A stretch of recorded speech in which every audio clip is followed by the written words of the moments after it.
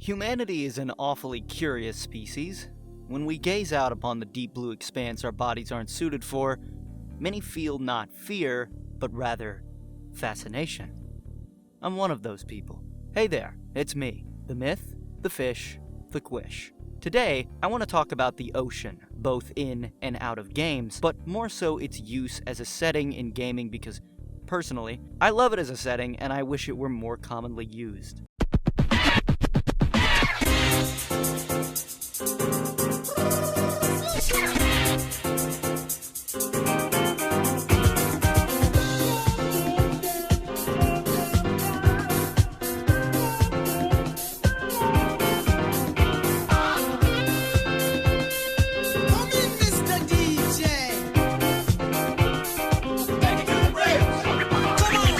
The ocean is kind of like space in a way.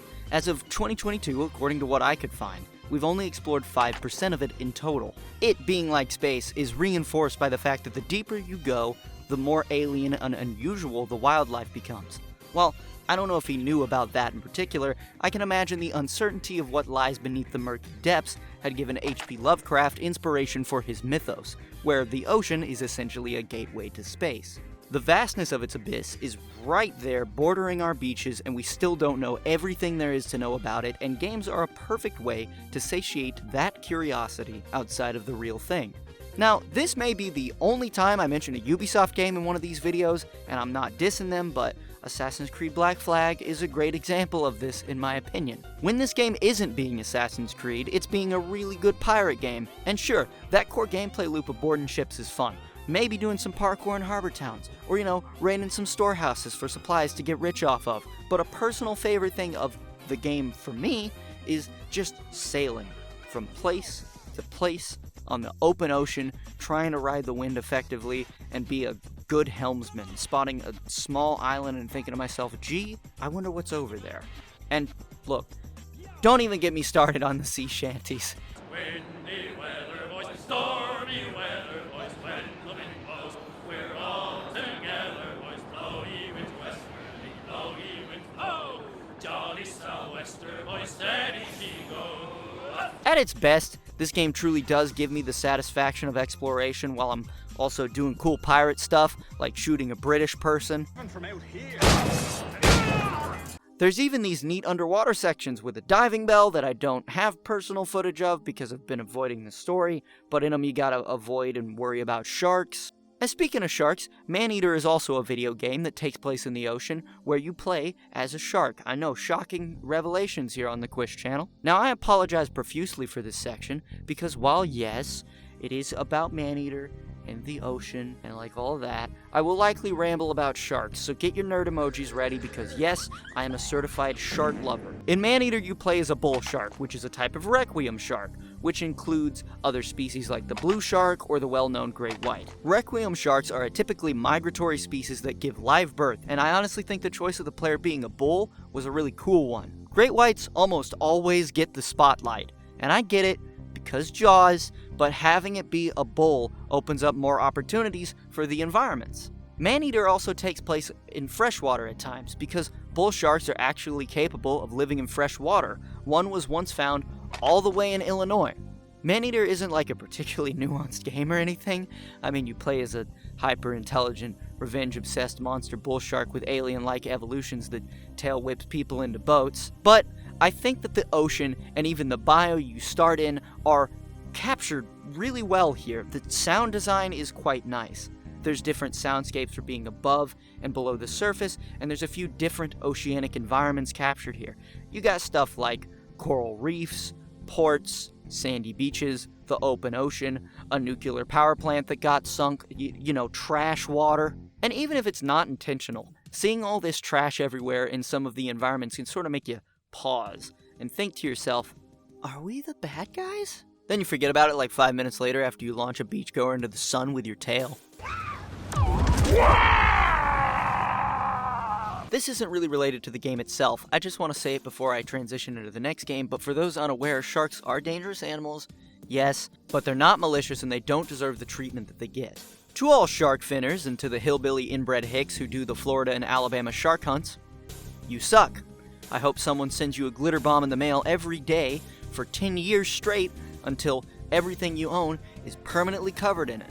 My favorite shark is the thresher. It's a type of mackerel shark and they're listed as vulnerable on the IUCN Red List. Their tails are the length of their bodies and they've been known to breach out of the water sometimes, and I also just think they look kind of cute.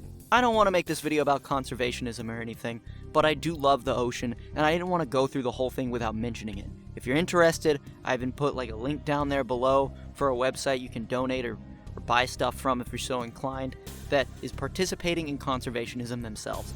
I'm not affiliated with them, I just thought I should include that if I was going to bring it up in the video. A super charming game that comes to mind for this topic is Dave the Diver. I'm going to try and be as spoiler-free as possible because it's still fairly new, even though this video is out later than it's supposed to be. Dave the Diver's Blue Hole is a fun-to-explore place because of its procedural generation. It's not all the way procedural like, say, Deep Rock, more like it's swapping from a bunch of different tile sets every time you go for a dive. I'm actually a certified scuba diver myself, so this game feels kinda cool for me. It's so simple, but I love the little prep phase before diving, making sure you got all your gear and such, and then the little animation Dave does when he puts on his goggles before diving. He does this little like head slap thing. I don't know, it makes me really nostalgic. I haven't been diving in 5 years, but man, this game really made me want to go diving again. Dave is basically a spearfisher. He's the manager and diver for a place called Bancho's Sushi that you operate in the evening hours of the game.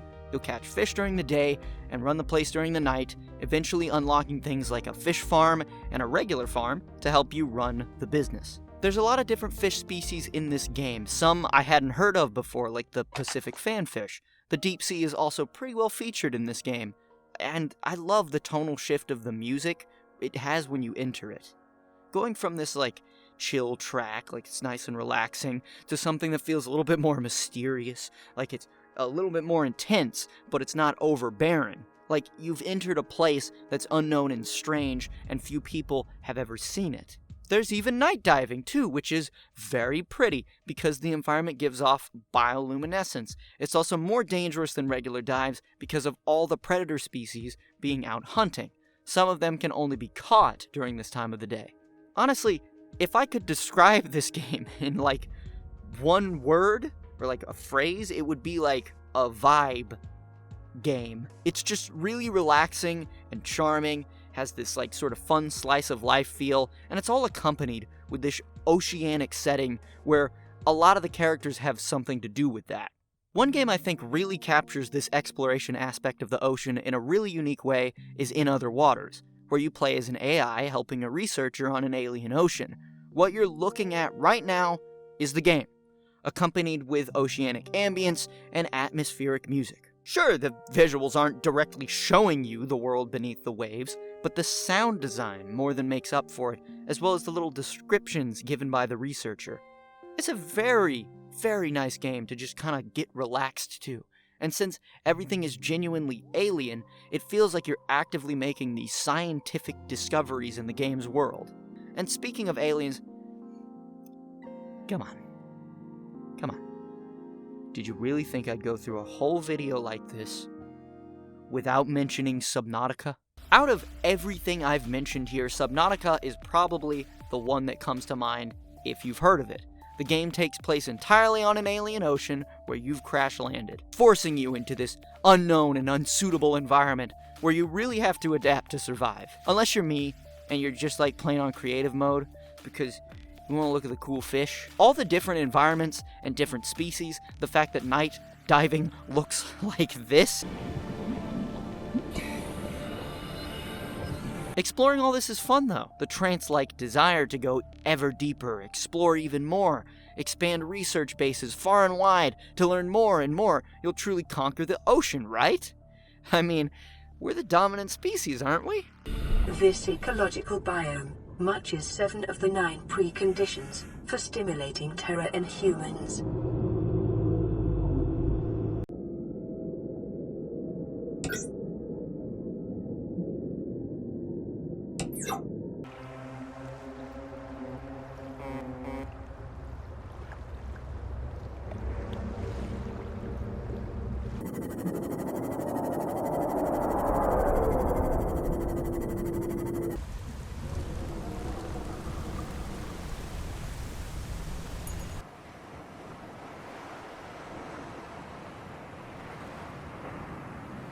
Sorry for the at least one person who probably just shat themselves. Here's the thing about the ocean. I can't really talk about it without bringing up this topic, because it's an element in nearly everything surrounding it, in storytelling or in general. You've probably heard the term thalassophobia, which is the irrational fear of deep water. There's a few YouTube videos about it, but even without that, there is an undeniable primal fear that comes from these deep blue depths. A lot of writers use the unknown of the ocean to create fantastical, fear-filled stories involving creatures we could have never known existed. The tall tales of sailors come to life. Dredge is a nice little game where you're this fisherman going out to make your catches with nets and rods and slot them into this Resident Evil 4 inventory system. Everybody tells you not to go out at night, which is totally unreasonable because my boat has lights on it. But even with really powerful lights, you can see that some things are a little bit, suspicious. Why does that fish look like that? That's not normal. Why is the only other boat on the water out there at night? Why is the red smoke whispering to me?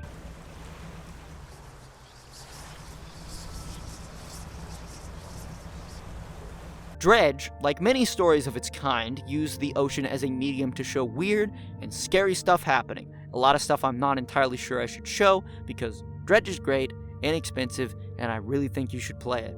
I will, however, tell you that the game has a very fun way to stop you going out of bounds. You get eaten by a really big sea monster.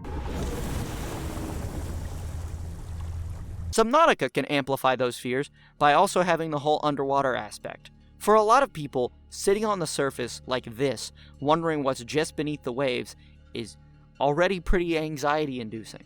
But taking it a step further is being underwater in the open ocean where you can't see anything. It'll give you this very real sense of vulnerability. You remember how I said I was a certified scuba diver? I've dove in open water like this to see whale sharks. That dive's maximum depth, by the end, was 131 feet. The maximum we were supposed to go was 80. The 131 max depth we did end up doing was entirely accidental. When you're in water like this, there are no landmarks, no visual indicators of where you are if you're not right next to the surface. And then if you look down, yeah, nothing. Just an abyss that goes on for infinity. And being here kind of makes your mind wander, wondering what could possibly be down there, and if it knows your presence. It's not just the open ocean, though. Even in areas that are a bit more densely populated, there's one thing that will still get you, and that's sound.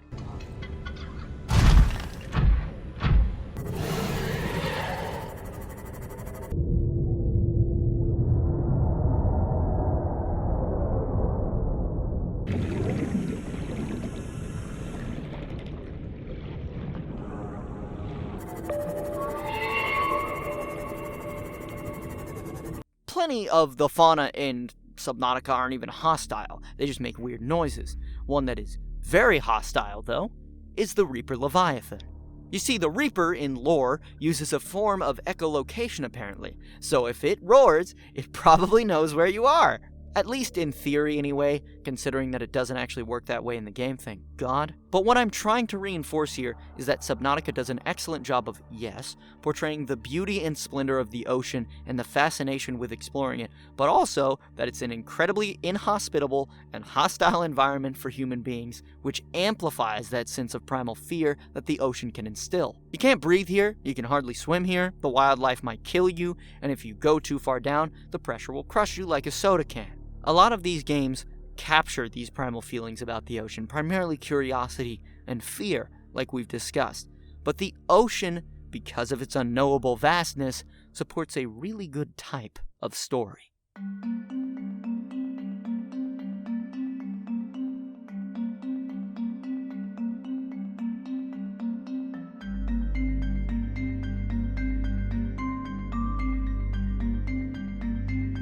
See, Subnautica starts with a spaceship crash, of which you are the sole survivor. The narrative thread leading you along at first is very much a question of, what happened?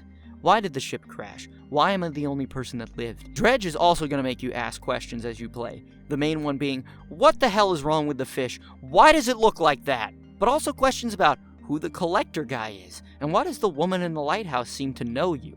Both of these games' plots revolve around a mystery that needs answering, and both will give you a breadcrumb trail to follow that'll eventually lead you to a solution. However, one game I haven't talked about yet manages to weave an even greater sense of intrigue, all while weaving the ocean into it as well. Return of the Obra Dinn is a game that comes from the same mind that brought you Papers, Please. You play the role of an insurance inspector for the East India Company, trying to figure out what happened aboard the titular ship, the Obra Dinn. And first of all, look at the style of this game. Like, I know this is a non sequitur tangent, but look at it.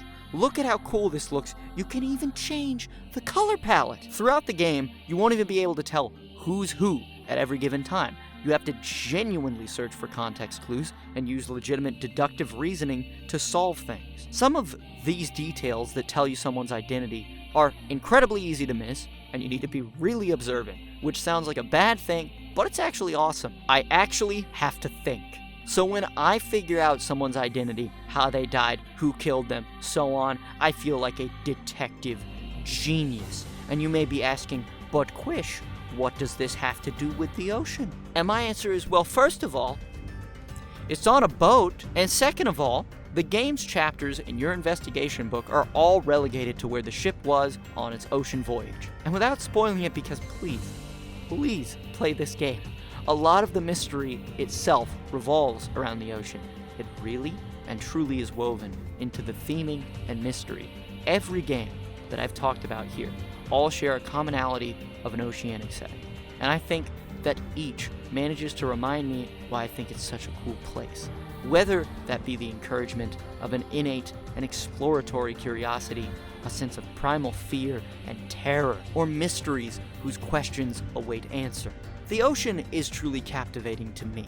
And you know, maybe it's because I live in a landlocked state and I don't see it every day. But regardless, while we seek the stars, I'd love to look at the closest thing we have on Earth to space's infinite and mysterious abyss. Now, if you'll excuse me, I've got to dive back into the bottomless blue waters to see what awaits. My name's Quish. I hope you have a good one. Peace.